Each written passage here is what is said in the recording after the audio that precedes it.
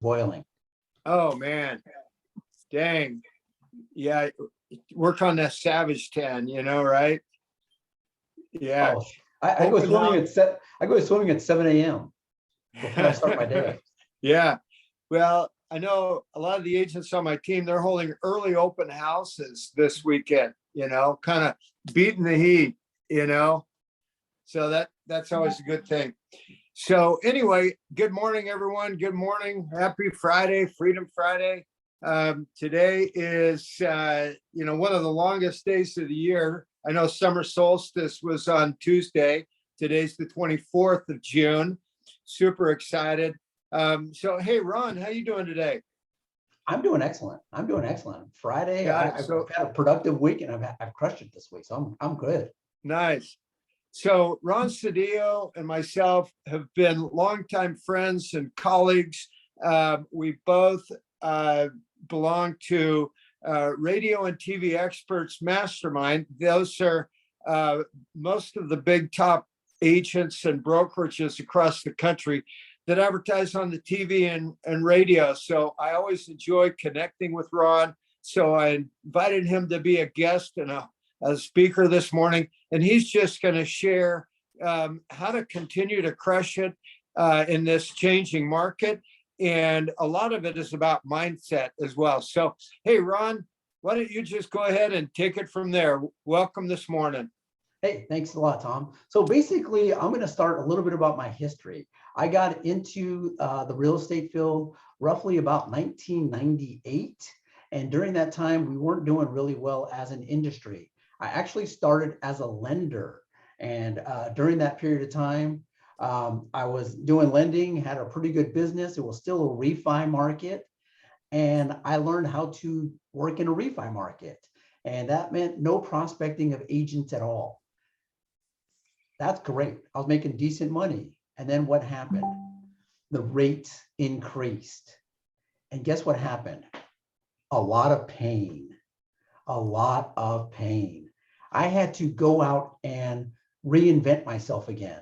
I had to do all kinds of new things. I had to get out of my comfort zone because at that point, I needed to do all the things necessary to stay and survive in this industry that I loved.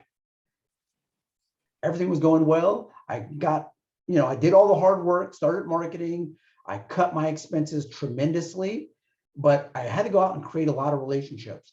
Right now, you're starting to see a lot of lenders doing this right now. 30% of the mortgage industry shrank in the last 3 to 6 months. Refis are out, and now you're getting emails and texts and calls and lunch invites from lenders going, hey, let's do some business together. And you're like, who are you? I have not seen you in years or ever. And they're just trying to hold on. That is a warning case for all of you, because if you're not putting in the work now, guess what's going to happen 3 to 6 months for you? You're going to be doing the same thing, but you're going to be doing that with clients. What am I going to do to hold on? So do the hard work now. I've been through this cycle a few times, and it is brutal every time you go through it.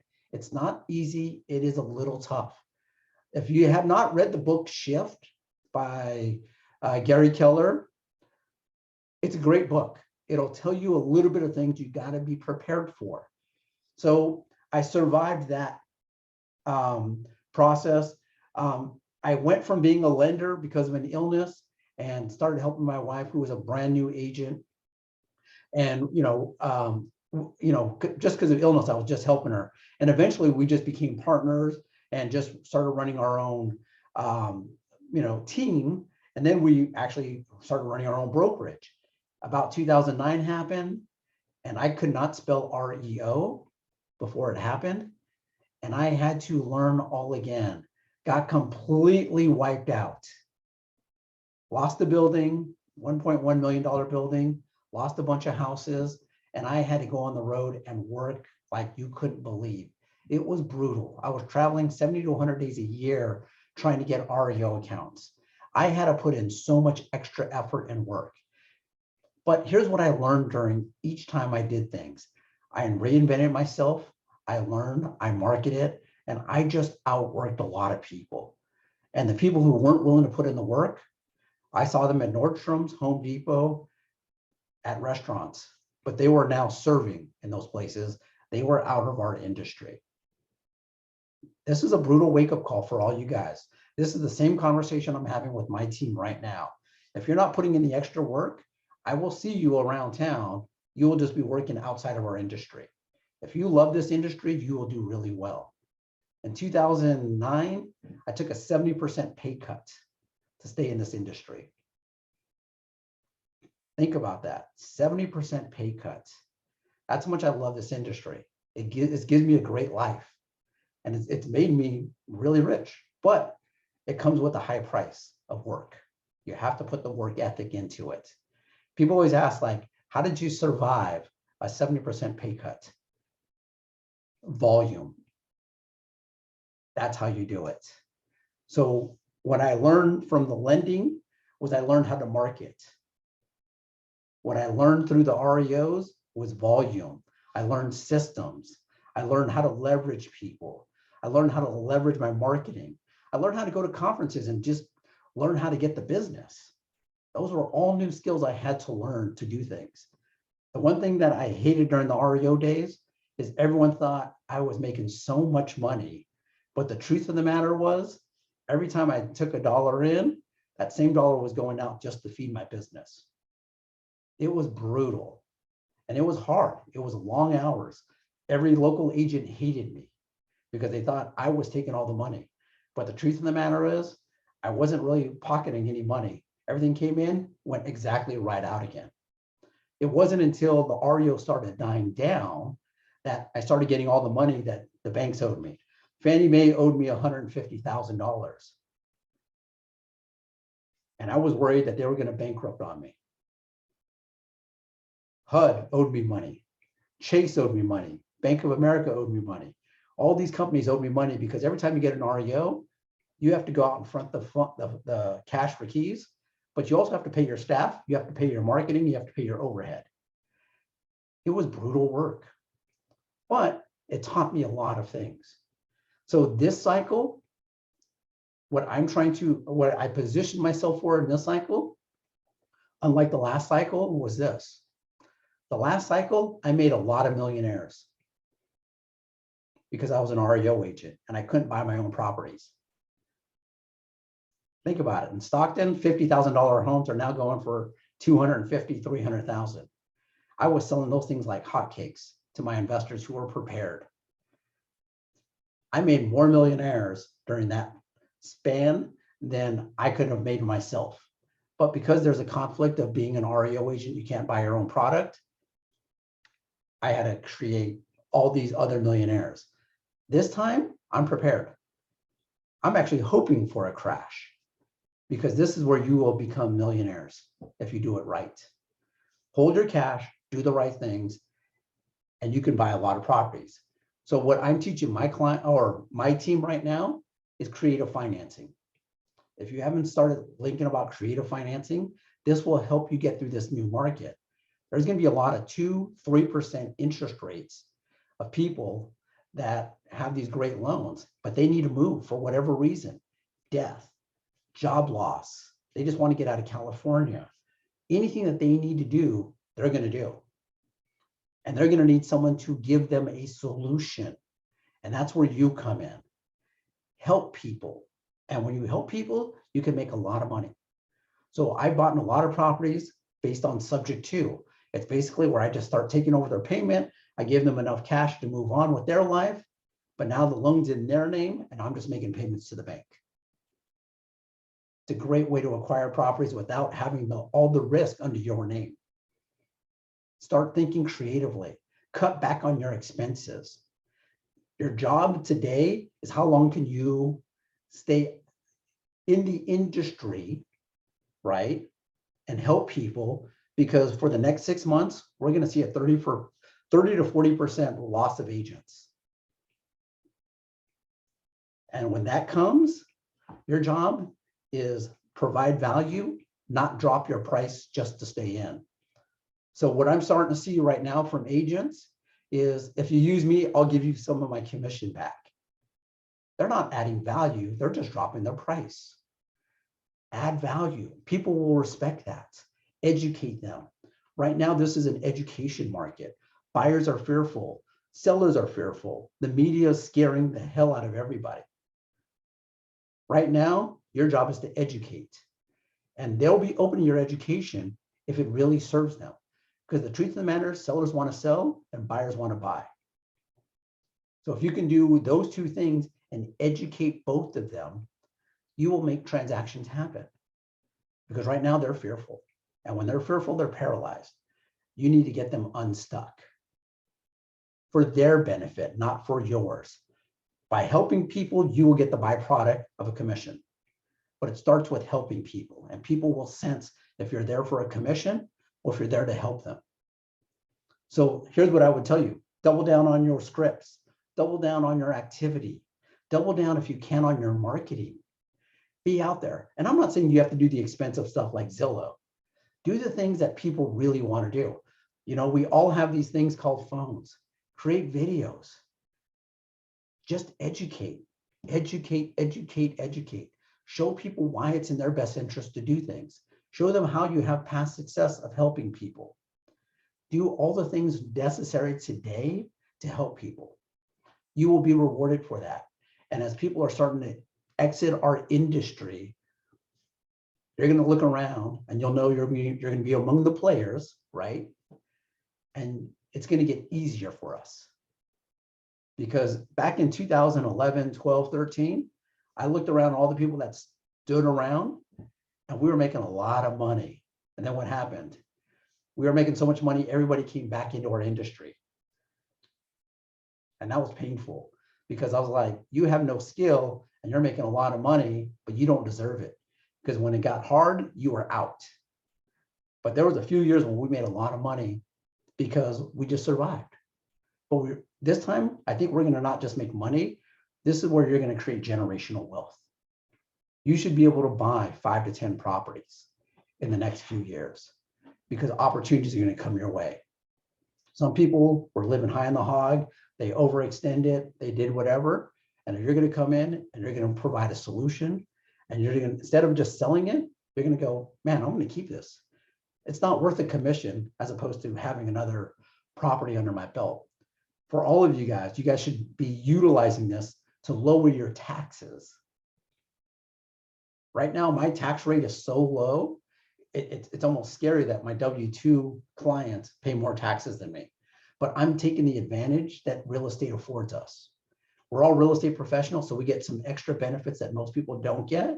And then we're using cost segregation. So if you think long-term in terms of how do I create generational wealth, not just make a living, your actions will change, your knowledge will change. You'll start seeking out different mentors. Now, I know Tom's one of these guys. He's a mentor. He knows those things. He can help all of you guys do this stuff, but you're going to start learning the stuff on your own. And then you're going to start hooking up with other people that do this. One of my best clients bought 100 properties from me in a down market. That guy was done. When the market started turning, he didn't have to work again. He chose to, but he didn't have to. That's the kind of generational wealth you guys can create today. Just hanging out with the right people, hanging out with the smart people, doing the right things, but it will take work. You're going to have to level up your game today. The skills that you had 2 years ago don't matter. You're going to have to reinvent yourself today because it's going to change completely. So that's about 15 minutes. What questions do you guys have of me? Well, I would just like to say I wrote down some great things that you shared, Ron. You know, it's a skill-based market right now more than ever. It's a skill-based market. We have to know and learn the skills to serve and to help our clients because they're looking for options and they're looking to us to share with them what the market is doing and to educate them. There's so much media out there. I mean, they're getting assaulted with media, with videos, with you know, instant offer, open door, you name it. So we really have to help people and serve them. So that's, and then just take action, just put in the hard work, grind it. I mean, we have to get up earlier, go to bed later, whatever it takes. We've got to put in the work. So let's open it up for questions for Ron to share. Who else has an aha or a nugget or a question? It looks like Sandy Jones. Thanks. Yeah, I'm unmuted, right? Okay, you can hear me? Okay. Yep. So are you proposing, as us realtors look at investing in property, more of a buy and hold strategy or a buy and flip strategy with going into what we're preparing to go into? Every deal you have to analyze individually. You should have multiple strategies. So my goal is, there's some that I hold and there's some that I flip, but I evaluate each deal individually because I don't know until the deal presents itself what options I have. So I don't go in with one mindset. I go in with, I have a lot of tools in my tool belt. I could do any of them.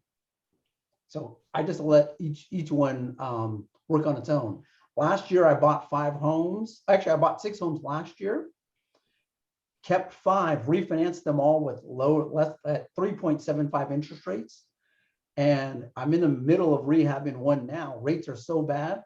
I'm going to just flip it because it makes more sense to do that. So I'm constantly maneuvering around, but I have a lot of different strategies. I just don't go in with one mindset. You got to keep yourself open to everything. There's 2 other questions I saw. I just started, I haven't made anything, so I'm looking for a job. I will tell you, I understand that process, and I understand you have to keep food on the table. But if you really want real estate, you can do some things that most people aren't doing today. And that's just calling your database.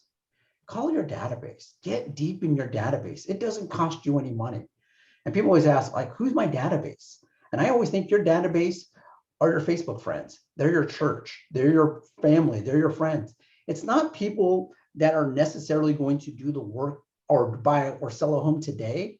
It's who they know outside of your relationship. They have a coworker, a friend, a neighbor, another church member that they know that they can refer you to. And I'm constantly talking about get in your database, go deep with it, because if you don't go deep with it, they're going to go to Zillow. But you don't go to Zillow if you have someone you trust. So go really deep with your database. It doesn't cost that much money, and create just this hour of power. Every hour, one day a week, or I'm sorry, 1 hour a day, 2 hours a day, and go deep with your clients. Go deep with your clients. They will teach you, they will tell you what they're looking for. And when I'm talking to clients or talking to, my database, here's what I'm listening for. Change. What's changing in their life? Are they changing? Are they getting a job? Are they losing a job? Are they getting married? Are they going through a divorce? Are they having children, grandchildren? Are people moving into their home that they didn't expect? Generational wealth right now. Now grandparents are starting to move in and people just don't have enough space. I listen to that. Am I working from home now? People are telling you what they need, and your job is to figure out that change. And if you guys can figure that out and provide solutions that benefit them, they will listen to you guys. That's Okay, what we are. Kara Reagan, my apologies in advance as I have 2 questions. You said earlier that you learned how to better market yourself and leverage others. May I ask what top 3 marketing activities are? Also, what practices are you utilizing to leverage people? So pretty simple question. One thing that I did early was, and this is, I'm going to date myself. I was using, you remember those fly off papers that you would put at the dry cleaner at the grocery store, and it said 0 down payment homes, and you just rip them off and you call an 800 number. I was doing those things back 20 plus years ago. And believe me, here's what I learned during that process. People were calling in the middle of the night. Why? They wanted the information. And the next day I get up and I call them and say, hey, How can I help you? So if you're not working with first-time home buyers, that is a target market right now that's prime. There's a lot of them out there. People are getting married, they're having children, they don't want to be in apartments, they're tired of their rent going up, they're tired of not having to be able to have a pet because their landlord says so. But they're uneducated. They still think that 30, 50, 100,000 over asking is what's required. It's not. If you do the math, someone that paid 100,000 at a 4% interest rate and someone that's buying at market price today with a 5%, you're better off with the 5%. That's the education that you have to show them. And now you can actually ask for credits. You can ask for buy downs. You can, get down payment assistance programs. Become a specialist in those areas. Those people are really looking to get into their first home. That is a great time to do with it. So I was talking to my group and they said, anything that ends with A as a loan, go master that. USDA, CHFA, VA, FHA. Those are all down payment assistance programs. You guys can learn, master those. That is a solution for somebody who doesn't have great credit, that doesn't have a down payment. You can make this thing happen. We had our lender on yesterday, and he showed us how people can come into a property with less than $500 using down payment assistance programs. Connect with your lenders, have them educate you, then you go educate your clients. Now think about it. If I can get into a property with less than $2,500 or $3,000 or $5,000, that's less than what my security deposit is for my rental. And that was the aha that I had yesterday, was get into a home cheaper than your security deposits. People I got to pay $5,000 for a rental, but I can own for the same deposit. I need to figure that out. That's an intriguing question for people because you're educating people how to do this. And then second question to this was, how did I practice leveraging people? I started using a lot of virtual assistants. I have a total of 15 now. Actually, I have 17 now, over 3 different businesses. So we have people from the Philippines to Mexico to El Salvador to Colombia. I'm using the world talent. I mean, there's a lot of world talent out there. It's inexpensive and they can do a lot of things that you can't do. So start thinking of all the things that you hate doing, give it off to somebody and focus on your strengths. For me, my strength is marketing. I don't want to give that away. But you know what I really hate is bookkeeping. I can give that away. I'll just make sure I'm doing it, monitoring it, but I don't care for it. Anyone here like to do flyers? Nope, not fun. Look at your dollar cost, activities, and what are you designed to do? Talk to people, sell people, and market to people. Do those things, and then start hiring out the things that you guys don't want to do. Now you say, I can't afford that. Can 2, 3, 4 of you guys come together and share one until you guys start making money, and then you guys can start getting a half one, then your own? Absolutely. But start thinking, what can you do? And then I would just say, double up on your open houses. Do 2 a day. Do a morning one, do an afternoon one. You guys don't have to be in an office today to do work. You have a cell phone, you have a laptop, you have an iPad, you can get everything done at the same place. But the chances of you running into somebody at an open house is so much greater than someone coming knocking on your door or walking into your office. It just doesn't happen. Okay, any other questions?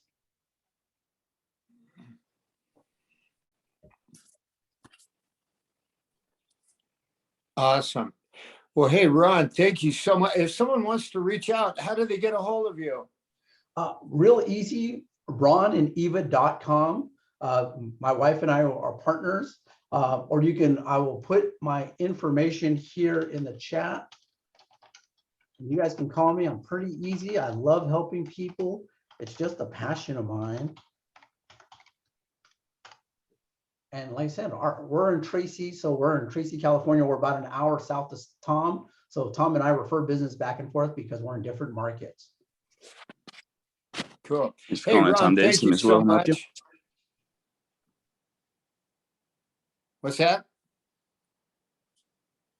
Well, cool. Hey, Ron, thank you.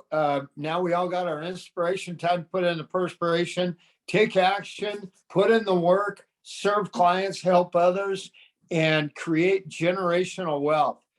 Awesome. Thanks, Ron. You're welcome. Have a great weekend, See you guys. later. Thank you. Take care. Thanks. Bye. Bye now.